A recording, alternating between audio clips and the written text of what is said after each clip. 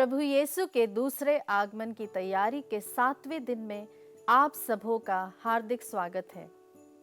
Bible हमें बताती है कि पिता परमेश्वर अपने बेटे को भेजने से पहले एक व्यक्ति को उन्होंने भेजा जिसका नाम था यूहन्ना बपतिस्ता, और वह अपने संदेश को इस तरह प्रचार करने लगा कि प्रभु का मार्ग तैयार करो और उसकी सड़कें सीधी करो, जो ऊपर नीचे है उसे समतल कर दो।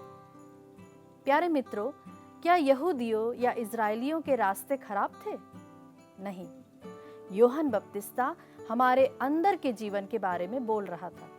हमारे अंदर बहुत सारे पहाड़ हैं, जैसे कि एक बड़ा पहाड़ है घमंड का।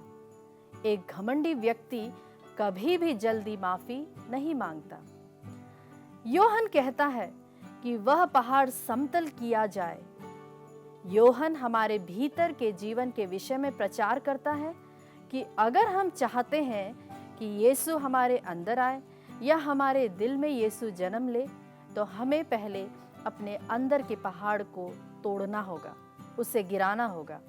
प्यारे मित्रों, आज मैं आपको इसी संदर्भ में एक छोटी सी कहानी सुनाना चाहती हूँ। हो सकता है यह आपने पहले भी सुना होगा। किसी गांव में दो भाई थे जो शांति में रह रहे थे। वे उसी भूमि पर खेती का काम करते थे जिसके वे मालिक भी थे। लेकिन अचानक एक छोटी सी बात की वजह से दोनों में एक दूसरे से बात करना भी बंद कर दिया। एक दिन बड़ई ने बड़े भाई का दरवाजा खटखटाया और पूछा कि वे उसे कोई काम दे सकते हैं। बड़ा भाई बड़ई को पीछे के बगीचे ले गया और कहा, इस खाई की दूसरी ओर मेरे भाई की संपत्ति है। पिछले हफ्ते हमारे बीच कुछ कहा सुनी हो गई और अब मैं उससे बात नहीं करता।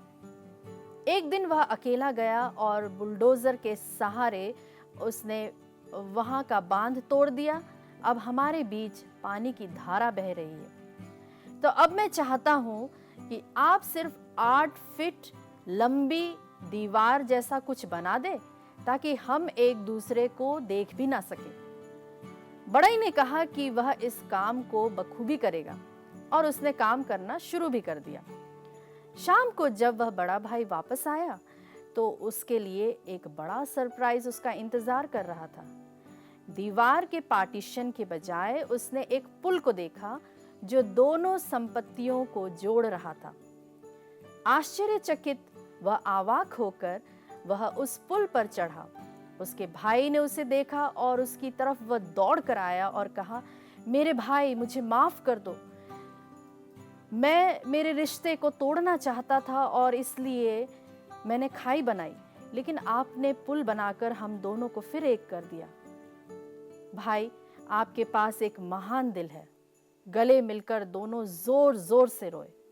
तब बड़े भाई ने बड़ई से पूछा कि रात तक के खाने के समय वे उसके साथ बिताए। बड़ई ने जवाब दिया, अरे नहीं, मुझे अभी बहुत सारे पुल बनाने हैं और बहुत सारे खाइयों को भी भरना है। ऐसा कहकर वह वहां से चला गया। लेकिन हमारे विषय में क्या? हम अपने रिश्तों के निर्माण के लिए पुलों का निर्माण कर रहे हैं क्या? क्या हम उन संबंधों को ठीक कर रहे हैं जिन्हें हमने तोड़ा? आइए हम अच्छा करने से दूर ना भागे। प्रिय दोस्तों, हो सकता है कि हमारी लाइफ में भी बहुत बड़ी बड़ी समस्याएं आई हो और कोई हमारा अपना हमसे दूर हो गया हो, जबकि पहले हमारे रिश्ते बहुत अच्छे भी थे। मैं आज आपसे एक सवाल पूछना चाहती हूँ।